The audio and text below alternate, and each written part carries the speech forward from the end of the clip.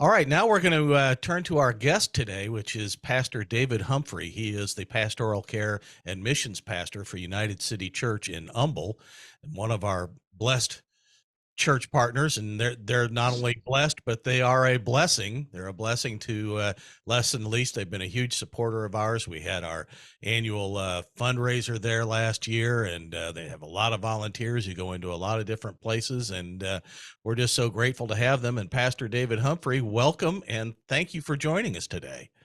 I'm glad to be with you today, Bill. Always excited to talk about what God's doing with our inmate population, and whatever we can do to encourage others to just keep that ball rolling. Well, great. One of the things I want to talk about today is something that United City started not too long ago, and that's participation with Pando from God Behind Bars and the Pando App Right. tablets for inmates. And Pastor, maybe you could spend just a couple minutes walking us through the decision-making process for United City, why you decided to go that route. Yeah, that's a great question. Well, we have had a desire, and honestly, our first steps into the prison within the last couple of years were through Less Than the Least, and you were helping us to get some recorded versions of our sermons broadcast, in some of the prisons. And so when we began that, and God just began doing what He was doing in our church, He just kept bringing people like yourself and Stephanie, like others from Oaks of Righteousness and Jubilee Prison Ministry. A lot of other ministries just all sort of started coming to our church, and we just knew God was doing something. And so all of those things were happening independently. We're like, okay, Holy Spirit, what's happening here? We want to join in your action. So we finally became aware, maybe about a year ago, about this new effort through God Behind Bars, which is just an amazing, amazing ministry that is doing so much hands-on, face-to-face work in the prisons. They had come up with a new initiative because so many prisoners are starting to get these tablets, and which gives them access to content.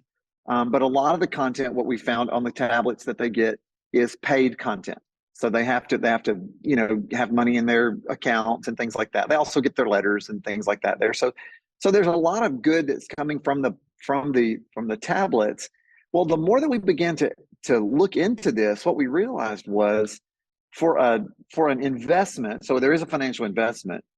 Our church could then not only just be going into a few places in a recorded fashion, like what we're doing through Less Than the Least before, but now we would have access to tens of thousands of prisoners, not just in Texas, but around the country. And that is a number that is expanding rapidly because Texas. Several 100,000, isn't it? Okay, yeah. So it's moved. It's just growing quickly because I think a lot of this momentum began in Texas, but a lot of other states are seeing, oh, this is a good program. We can get behind this, and it helps with a lot of things. And so we also, because we're in and out of the prisons a lot, myself personally, we were seeing prisoners who are our friends, inmates that we know, and they were asking, hey, are you going to ever be on the Pando app? And we're like, we would love to be on the Pando app. And so as we began to weigh things out, the question became, okay, it's not if we're going to do this, but it's when. And when the funding became available for us through some generous donors here at United City, we jumped in with both feet, and it has been beyond our expectations, I can say, in every way. Well, give me an idea behind the scenes, because you already record your services and upload them to YouTube. Is there anything extra you had to do to get on Pando? And I know there are some things you've decided to do to make the content more directed towards the prison population. But is there anything you had to do with the content you already had in order to make it available to God Behind Bars? Other than, of course, we have to, you have to pay for your subscription to God Behind, to the Pando app. So that is what makes it free content to the prisoners. So that was one step that we had to take. And then they make it so easy. It's just literally, all we had to do was upload the content that we already had into into their system, which has been a really simple thing. Our subscription, as it were, gives us a certain number of uploads every month. And I can't remember exactly what that number is. And there are different subscription levels, of course, that would allow you different numbers of uploads. So that's what we do. And I've just got one of our IT guys that does that real simply. To your point, we decided, and actually at your recommendation, to take it one step beyond and to record a very specific kind of outro that we put onto the end of every one of our messages now, because we wanted to find the way to get an easier next step. One of the stated goals of the Pando app, folks, and I've talked to the leader of the whole thing, they want the inmate population to connect to the local church. That's the goal. This is not just about content. This is about that, because that gives us a way to disciple. It gives us a way to evangelize and to build relationship. But he said, what we want is for this to take the next step, for the inmates from the inside to already feel like they are connected to a local church, but also that when they come out, for those that do, which we know is a large number of inmates, do not spend their lives in prison, right? They're going to get out at some time. And so that we want them to feel like, oh, there's a church that's ready to receive me. Like they want me to be a part of their fellowship. And literally, it's kind of hard to hold back the tears when I say that, because that is what we are seeing. We see inmates who connect with us on Pando. They watch the content, then they'll see the little outro, and I happen to be the one that recorded that. So because I'm the pastor that oversees prison ministry, so I just get to say, hey guys and gals, we love you. We're here. We're a church in the community here in Humble, Texas. And if when you get out, you want to find a family of faith that will help you along in your journey, like we're the ones. We would love to be that to you. And we would love to help you with your next steps. And so they believe that. They really do. They see the sincerity when our pastor, at the beginning of his message, which this is something he's done for a while, a couple of years now, he greets all of the inmate population, which also just disciples our entire congregation to say, we care about this population of people just as much as we care about the people in the room. And so that has been a really powerful thing. But now we're starting to see more and more, literally just about every week, we see new inmates who are former inmates, right? Formerly incarcerated. Many of them gave their lives to Christ while incarcerated. Now they're becoming a part of our local fellowship. And they're a part of small groups, and they're part of ministries, and they're receiving what Jesus gave them, right? Which is, the church is what we all need to grow in our faith and to become fully devoted followers of Christ. We can't do this on our own. And it's the church in general, where they can have grandmothers and grandfathers that maybe their own family system was broken. Well, they can come in and they can meet people of all generations within our church that just love them and welcome them. So it's been a really simple process for us to make it happen, but it has had so many benefits. And I think we're really just starting to see them because, we've only been on for a few months. So, it feels like we've been doing this for a year, but we really haven't. We started this in the fall of 2023. Well, you said some things that I imagine other church pastors may be looking at going, when you talk about ex-offenders showing up in droves at your church. How do the regular congregation members, the ones who've never been in prison, how do they look at that? How do they feel about all that? Well, that's a great question. And, humans are humans, right? We all live in a world where stereotypes are very normative, right? It's very common for us. Maybe those are racial stereotypes. Maybe those are socioeconomic, right? We tend to look at people through a lens of, am I safe? Am I not? And so it's definitely been a process. And it's been something that we've been proactive about. One of the things, as I've already mentioned, that we've said is because we give a lot of time every single week, not a ton of time, but just there is a moment in every worship service at our church where the inmate population is welcomed and affirmed.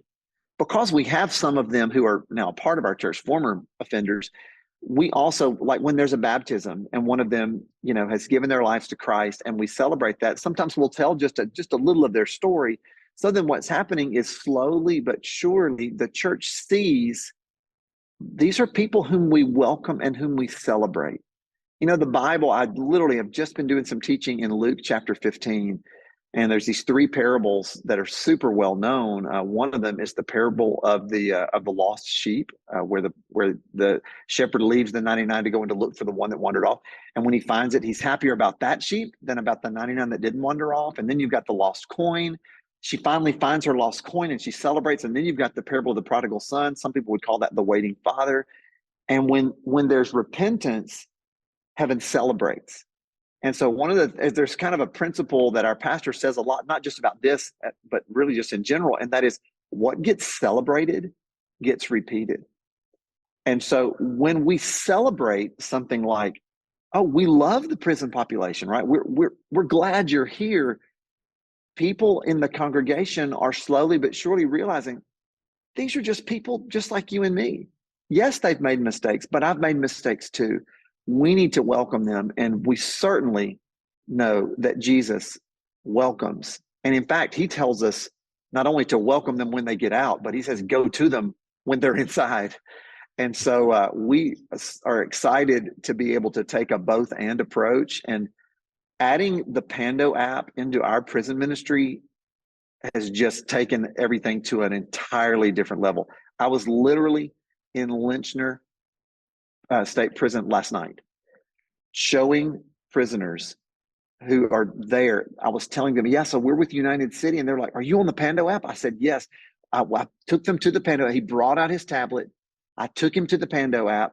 We got him subscribed to United City, and they saw the faces of our pastors and the different men who would be sharing. And he just felt a real life connection, because for those where we can be, we're in person, right? Like, we show up, members of our church show up, but there are also hundreds of thousands of people where we're not going to show up in person.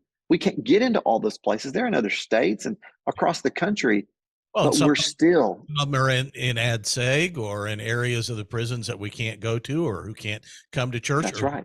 don't go to church. That's been one of the things that has really caught my attention about Pando. It's that content that's on demand for them when they need it, where they need it, and they can watch it, pause it, listen, sit in the privacy of their own cell when they're alone, and do something that they might be reluctant to do publicly in a prison setting. Yeah, I've thought about that a lot too, Bill, and it really made me excited, because I think about that prisoner who doesn't want to go to chapel. You know what I mean? Just for the social ramifications that might be. Right. But they can quietly lay on their bunk and go, and they can go to the Pando app and listen. They're watching a lot more things there than just like our church. There's a lot of great churches there, but there's like the entire Chosen series is on there. And I've heard guys talking about being able to watch that, or they're learning things about, there are podcasts, there's a variety of content that are mixed in there, and it's continuing to grow, which is exciting. So I think I'm excited to be sort of on the front, on the leading edge of something that is only going to expand with time. And I cannot see a limit to the expansion of the reach. Well, can you give me an idea while you're talking about reach? Can you give me an idea? Because I know Pando provides some analytics. Yes.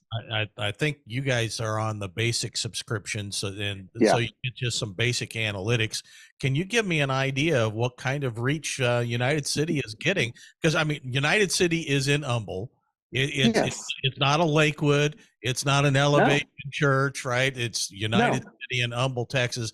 Give me an idea what kind of reach you guys have gotten from that. Yeah. So again, we've been blown away. They told us, so the folks at Pando App, which by the way, were super easy to work with, they were really helpful in kind of the process. It was a very simple process, but they said, because we were trying to decide, okay, which level are we going to go in? And they said, if you can only do the basic level, you are going to be blown away.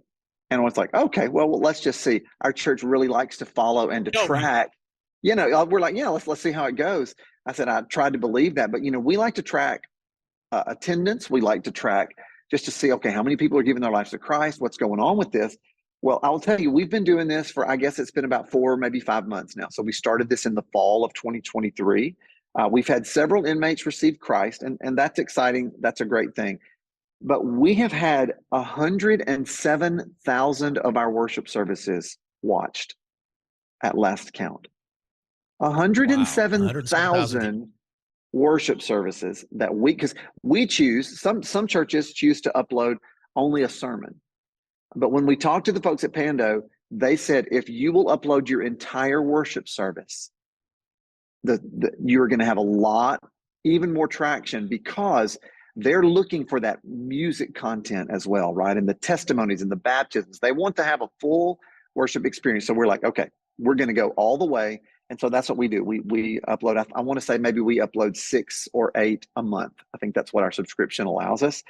We have also gained 6,668 subscribers. So subscribers, just you can imagine what that means. That just means they've subscribed and said, I want to know every single time new content comes on from United City, I want that to go immediately to my personal channel on the Pando app. So that inmate has a channel of the maybe the churches or the parachurch ministries that they like to watch. And so whenever our new content comes in, that is highlighted on their personal channel. So we feel like we're making tremendous strides, and it's only going to continue. I really like the fact that we can track and see, of course, how many are watching. To see, we can even look, and we look by sermon to see which sermons are the most popular, which ones are getting less watches. So the analytics are in real time. We can go to that analytic board. It's not like something that I get an email every month. I just have a link to my own analytics page where I can go in and see at any time, okay, this is the most recent stats. We had 5 people accept Christ over the last 3 months, or this many new subscribers and things like that. And we can see, okay, this past Sunday's sermon got this many watches. So it really make it user friendly. I think it's interesting you probably, I'm going to catch you by surprise with this, don't have Okay. this number, but it would be interesting to compare that number of views over that many months, look at how many services that is. Yes. If you're doing 4 a month and it's been 5 months, that's probably 20 services, right? Sure. So you're averaging about 5,000 views per upload, roughly, Right. on average, right? It'd be Yeah. interesting to compare that to the number of views you get on YouTube. Uh-huh. It would be interesting, and I will guarantee you that we're getting more views on Pando than we are on YouTube. I know that's the case. Yeah, Um, I just did a quick peek while you were talking there, okay, yeah, and there is one Pastor Chris Kuba sermon from "Don't Open That Door" that uh-huh, has over 4,000 views, but the okay, average seems to be somewhere between 300 and 500 uh-huh, a week yep, on YouTube. So right. you're doing 100-fold on Pando, or at least tenfold, excuse me, tenfold on Pando That's right. of what That's you're right. doing on YouTube. And Yeah, it's not about the numbers necessarily, but when you look at the United City mission, which is everyone every day crossing every mm, divide, and then there's another neat little piece where you have a commitment to reach the lost, the least, and the last, or something like yeah, that, right? yeah, Um, this seems to be something that would almost be an automatic given for you. yeah. It lined up so easily with, it's exactly what we're doing. Yeah, of course, prison ministry. It's one of those divides that we're trying to cross every divide to live united in Christ. And literally, it's funny because as we were walking into the prison last night with 5 of our men, we were going in to spend some time and to lead a worship service with some inmates. We were one of our guys that was going to bring the message last night. He said that very thing. He said, every time I walk in here, I think, crossing every divide to live united in Christ. Here we go, crossing through. We're going under this razor wire. We're Yep. getting through all of the. And so the thing that Pando allows us to do is it just expands our reach exponentially. And so again, there's only so many of us that will be able to get into so many facilities, as far as, face to face, and to have that interaction, and to give those hugs, and to celebrate baptism, and to do the things that we get to do. And we love to do that, and we will continue to increase that in as many places as we can. But to know that now we're in, I don't even know how many different facilities across the United States have these uh, tablets available. And again, I know that it's something that it's sort of a pilot program that is beginning to expand quickly. I think our numbers are just going to drastically increase over the coming next few years. Well, we're running low on time, and I appreciate the devotion you have to and passion for this to spent this time with us. I'm going to, for the pastor or layperson who's watching this that says, "Gee, maybe our church might want to do that," I'm going to offer. I'm going to put up our contact information. You can contact me, and I'll help you guys Yeah. get connected up through Pando. But if there was one thing you wished someone had told you before you did the Pando app Mhm. about Pando and God behind bars and this whole process you've been through, if there's one thing someone could have told you about it that you hadn't thought of, what would it be? That's a great question. Honestly, as I said, they made it, like, they were super great to communicate with. All the Pando app folks really made it an easy process. I just think they told me what the impact could be. I just don't think I believed them. I mean, I had high hopes. I just didn't expect it to be as expansive as it has been. So they have exceeded our expectations, I would really say, on every level. Not only in the fact that we're having a greater reach than we even thought that we would, but there is something for customer service. You know what I mean? Like, they have been very easy to work with, because I mean there is some interaction that has to happen, because they are managing a platform. You know what I mean? And they've had a couple of times where they've had some glitches, and those things happen anytime that you've got a digital platform. But they've been very responsive, and our IT guy that handles that for us has been very pleased with how quickly they've been able to manage things. And I just here's I guess I should say this: believe the hype, because it's not hype. Like this is real. Like, I literally looked an inmate in the eyes last night with tears in his eyes. He was so grateful for my presence there last night, but that my presence would not leave 100% when I left, because he can stay connected to this local church. And that, to know that that is the heart of the Pando app, to get inmates connected to the local church for long term, that really says it all to me, because I truly believe that the local church is the hope of the world, because we're the ones that share the gospel. We're what the world needs more of, not less of. And we're what these inmates are going to need more of when they are out. And even for those who are not out and are not going to be out for a long time, they need a connection to a local church to feel like, you know what, those are people there that love me and that accept me no matter what. Well, and for inmates or ex-inmates that may be watching this and they're looking for a church home, which is Yeah, so important in anyone's life, but especially someone returning to society, I'm going to put up your address and please do. the URL for your website for United City Church, because I know you're welcome there. And Pastor David, thank you so much for all that you do and for the partnership that United City and Less Than the Least have. We're very grateful for you, for your prayers, your participation, and everything that you do. We're just we're blessed to have you in our lives. We're honored to serve alongside. God bless you, and y'all. That's it for today.